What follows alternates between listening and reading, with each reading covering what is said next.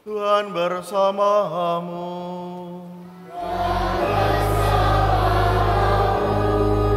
Inilah Injil suci menurut Markus.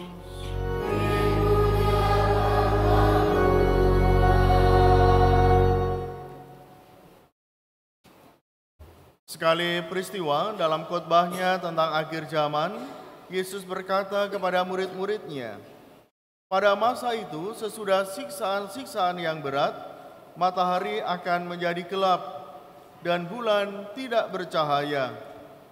Bintang-bintang akan berjatuhan dari langit dan kuasa-kuasa langit akan guncang. Pada waktu itu orang akan melihat Putra Manusia datang dalam awan-awan dengan segala kekuasaan dan kemuliaannya. Pada waktu itu pula Ia akan menyuruh keluar malaikat-malaikat dan akan mengumpulkan orang-orang pilihannya dari keempat penjuru bumi, dari ujung bumi sampai ke ujung langit. Tariklah pelajaran dari perumpamaan tentang pohon ara. Apabila ranting-rantingnya melembut dan mulai bertunas, kamu tahu bahwa musim panas sudah dekat. Demikian juga, jika kamu lihat hal-hal itu terjadi, ketahuilah bahwa waktunya sudah dekat, sudah di ambang pintu. Sesungguhnya aku berkata kepadamu, orang-orang zaman ini tidak akan berlalu sebelum semuanya itu terjadi. Langit dan bumi akan berlalu, tetapi perkataanku tidak akan berlalu. Tetapi tentang hari atau saat itu, tidak seorang pun yang tahu. Malaikat-malaikat di surga tidak, dan Putra pun tidak. Hanya Bapa yang tahu. Demikianlah sabda Tuhan.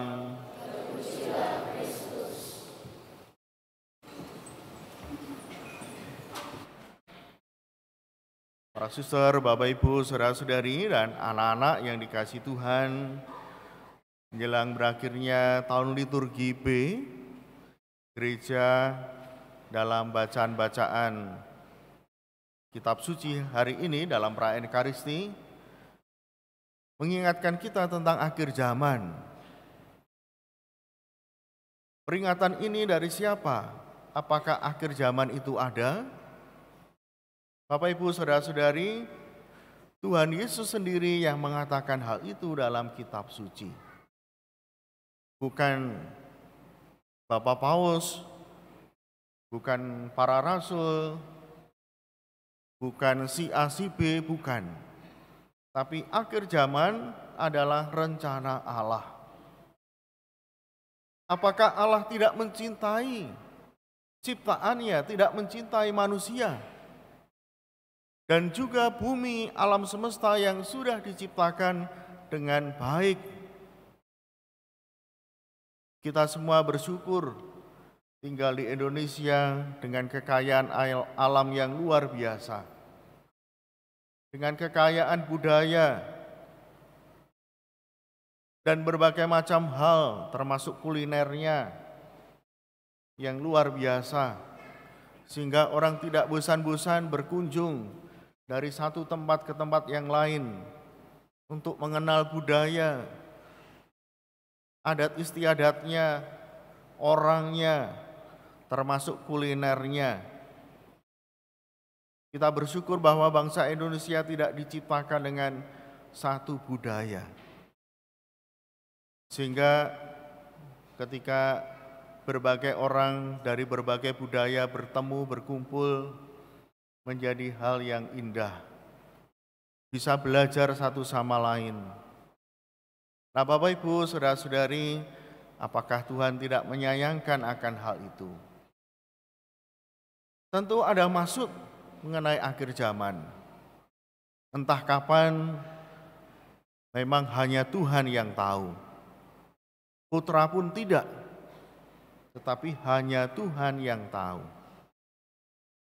Akhir zaman bagi kita paling tidak mengingatkan bahwa hidup harus waspada, harus hati-hati. Akhir zaman juga mengingatkan bahwa ada satu yang bertahan, ada orang yang bertahan. Tidak semua seperti dikatakan dalam bacaan pertama dari kitab Daniel. Akan ada yang lenyap, tapi juga akan ada yang bertahan. Mereka adalah orang-orang yang bercahaya. Tadi dikatakan orang-orang bijaksana akan bercahaya seperti cahaya cakrawala, dan yang telah menuntun banyak orang kepada kebenaran akan bercahaya seperti bintang-bintang untuk selama-lamanya. Dari Bapak Ibu Saudara-saudari, akhir zaman bisa jadi semuanya hilang, semuanya musnah, tetapi rupanya tetap ada yang bertahan. Nah, yang bertahan ini siapa?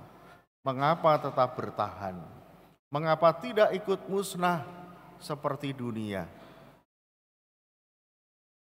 Dalam bacaan kedua dari surat kepada orang Ibrani, dikatakan bahwa korban Kristus adalah korban keselamatan. Keselamatan itu bukan keselamatan dahulu atau keselamatan sekarang saja, tapi rupanya keselamatan itu adalah keselamatan untuk selama-lamanya. Bahkan keselamatan untuk hidup kekal. Nah, ini menjadi kata kunci. Siapa yang bertahan? Siapa yang diselamatkan? Ternyata mereka yang diselamatkan adalah mereka yang sudah diselamatkan oleh Tuhan Yesus Kristus karena pengorbanannya di kayu salib. Maka Bapak Ibu Saudara-saudari, keselamatan itu sudah kita terima. Tinggal bagaimana kita menjaga keselamatan itu supaya tidak hilang. Keselamatan itu harus dipertahankan. Dengan cara apa? Oleh gereja keselamatan itu dihadirkan dalam perayaan Ekaristi.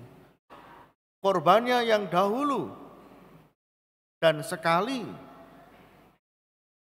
dilakukan oleh Tuhan Yesus kembali dihadirkan oleh gereja. Diulang-ulang, tetapi bukan berarti itu korban baru, tidak. Korban Yesus dihadirkan kembali supaya kita memperoleh keselamatan itu.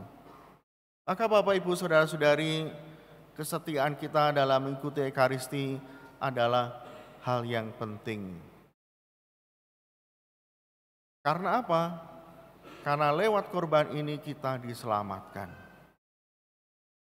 Perayaan Ekaristi dimanapun, kapanpun, hendaknya menjadi kesempatan kita, kesempatan yang tidak bisa kita tinggalkan begitu saja. Karena Ekaristi ini Kristus hadir kembali, mengorbankan dirinya, dan kita beroleh keselamatan. Hal yang sederhana Bapak Ibu Saudara-saudari, maka ketika hari Minggu keluarga-keluarga dengan penuh semangat ya, bersama-sama hadir di gereja. Memang tidak selalu bisa bersama. Kadang-kadang anak-anak tugas, ada yang menjadi lektor, menjadi misdinar, orang tuanya, ayahnya jadi asim, asisten imam, atau PUK, mamanya atau ibunya bertugas kur, dan lain sebagainya. Tetapi tidak pernah melupakan untuk hadir dalam perayaan Ekaristi. Tidak mudah memperjuangkan hadir dalam Ekaristi bersama-sama. Seringkali karena kesibukan dan berbagai kegiatan. Tapi kalau kita sudah membiasakan diri untuk mengikuti Ekaristi setiap hari Minggu, dan suatu saat tidak bisa, rasanya ada yang kurang. Saya berapa kali mengikuti acara kelompok-kelompok atau lingkungan atau wilayah, entah itu ziarah, entah itu pergi, mereka selalu berusaha untuk mencari waktu. Sebelum saya minta atau saya ingatkan, mereka sudah berusaha untuk mencari jam, mencari waktu, kapan bisa mengikuti perayaan Ekaristi. Di mana gereja yang terdekat? Sekarang mudah ya, tinggal mencari lewat Google Map. Bisa browsing lewat internet, mana gereja yang terdekat. Dan hadir. Tidak perlu susah-susah mencari gereja yang sealiran, mencari gereja yang seperti ini, seperti itu, tidak. Kriterianya seringkali yang terdekat. Karena apa? Gereja Katolik dimanapun sama, Ekaristinya sama. Tidak perlu khawatir, apakah nanti ada perbedaan, apakah nanti ada cara-cara tertentu, tidak. Semua orang Katolik kemanapun mencari gereja Katolik, di situ dia diterima dan merayakan Ekaristi yang sama dengan umat Katolik yang lain dimanapun, bahkan di seluruh dunia. Karena memakai tata cara yang sama, memakai tahun liturgi yang sama, bacaannya sama. Nah, Bapak Ibu saudara-saudari, hal yang sederhana, tapi butuh kesetiaan, butuh belajar untuk terus-menerus mencintai Ekaristi. Maka tentu saja perlu bagi para orang tua untuk melatih, membiasakan, mendorong anak-anak. Meski pada awalnya sulit, kalau masih kecil. Seringkali anak-anak ketika kecil juga tidak mudah diterima oleh umat yang lain. Karena mungkin berisik, teriak-teriak, menangis. Jadi mohon Bapak Ibu juga memaklumi. Kadang-kadang orang tua menjadi takut karena apa? Mendengar komentar-komentar dari umat yang lain. Kok anaknya berisik, kok anaknya tidak bisa diam, kok anaknya tidak bisa diberitahu. Mendengar komentar yang kurang enak, lalu orang tua menjadi takut. Bahkan tidak ke gereja, sampai nunggu anaknya besar. Dan tentu ini akan merugikan keluarga itu. Kita kehilangan saudara, kita kehilangan umat yang dahulu rajin, tapi gara-gara anak tidak lagi ke gereja, takut anaknya mengganggu. Ini butuh kesabaran Bapak Ibu. Tidak semua anak memang bisa duduk diam. Ada yang diam kalau dibawai makanan. Ada yang diam kalau dijanjikan sesuatu. Ada yang diam kalau sebelum ke gereja diberi makan dulu yang banyak, sehingga ngantuk. Tidak ngomong, tidak bergerak. Tapi kan lama-lama anaknya gendut. Dan sangat gendut bisa jadi. Karena apa? Setiap ke gereja diberi makan yang penuh, full. Pokoknya hari Minggu itu hari pesta bagi anak. Karena makanannya semua keinginan itu diberikan oleh orang tua. Nah, ini memang triknya orang tua itu macam-macam ya Bapak Ibu ya, supaya anaknya diam. Ada yang dibelikan jajan, ada yang dibelikan uang, bahkan juga diberi HP supaya anaknya selama perayaan Ekaristi bisa main game, macam-macam. Tapi yang jelas bahwa orang tua selalu berusaha untuk mengajak anaknya mengikuti Ekaristi. Dan tidak hanya itu saja Bapak Ibu, tentu butuh lingkungan yang kondusif, lingkungan yang biasa, yang bisa mengajak anak-anak mengerti tentang Ekaristi. Bagaimana mengikuti Ekaristi dengan baik. Dan lingkungan itu saya percaya bahwa sekolah Katolik sangat mendukung. Di sekolah Katolik selalu rutin diadakan perayaan Ekaristi. Anak-anak disiapkan, mulai disiapkan untuk menyanyi, mulai disiapkan untuk misalnya menjadi lektor, menjadi misdinar. Anak-anak diajari semua. Saya yakin ya. Kita punya tetangga, sekolah Santa Clara misalnya. Mereka juga mengadakan Ekaristi. Anak-anak dan juga para gurunya. Dan sekarang yang hadir di tengah kita, ini sekolah-sekolah dari Yayasan Yohanes Gabriel. Yang kur, ini anak-anak dari SDK Yohanes Gabriel. Jadi yayasannya itu Yohanes Gabriel, sekolah mereka namanya juga Yohanes Gabriel. Kemarin dari SDK Teresia. Apakah ini SD Gabriel saja atau gabungan? Gabungan ya, dengan sekolah mana? Ostansa. Apa? Oh, missionarnya dari Stanislaus ya, SMP. Anak-anak yang tugas, lektor Teresia ya, baik. Jadi mereka gabungan. Nah, Bapak Ibu Saudara-saudari, mengapa perlu membiasakan anak-anak ya, bukan hanya di keluarga, tapi juga di lingkungan sekolah. Karena Ekaristi ini harus menjadi kebiasaan, menjadi bagian yang penting dalam hidup kita.